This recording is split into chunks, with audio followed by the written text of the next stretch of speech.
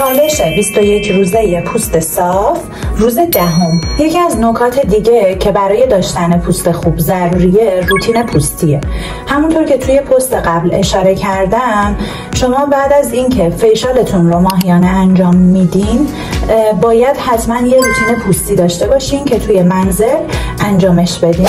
من الان از همون اومدم، پوستم تمیزه و میخوام روتین پوستیمو برای شما انجام بدم که بدونین به چه صورتیه. البته هر پوستی روتینش با پوست دیگه فرق میکنه. خب اولین چیزی که ما توی روتین پوستیمون باید داشته باشیم یه ژل شستشوی یا فوم شستشوی مناسب پوستمونه که من از ژل شستشوی HL که مخصوص پوست‌های چربه استفاده میکنم، به خاطر اینکه پوست من چرب و شاینیه. بعد از اون که صورتتون رو با ژل شستشوی شستین باید تونر بزنین. من از یه تونر کلینیکال استفاده میکنم و پوستم رو پاک میکنم که مابقی آلودگی ها و کثیفی های پوستم رو پاک کنه. این صورت به دلیل اینکه پوست من چرب هست و مستعد جوشه، من همیشه بعد از اینکه تونر میزنم از یه ژل آنتی آکنه استفاده میکنم که برندی که من استفاده میکنم برند ریچمونده.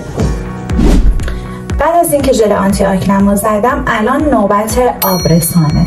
من از آبرسان اوسرین استفاده میکنم که میتونید از آنلاین شاپ ها سفارش بدین.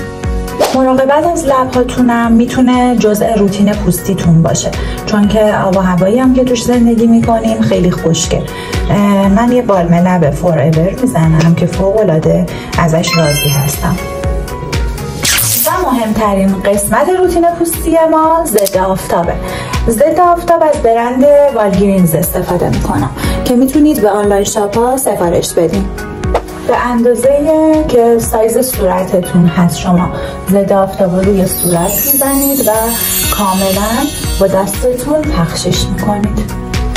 مرسی که همراه هم بودین. کلمه روتین رو برای من کامنت کنین تا یه مشاوره رایگان توی دایرکت بهتون بدم. اینم از پایان چالش روز دهم.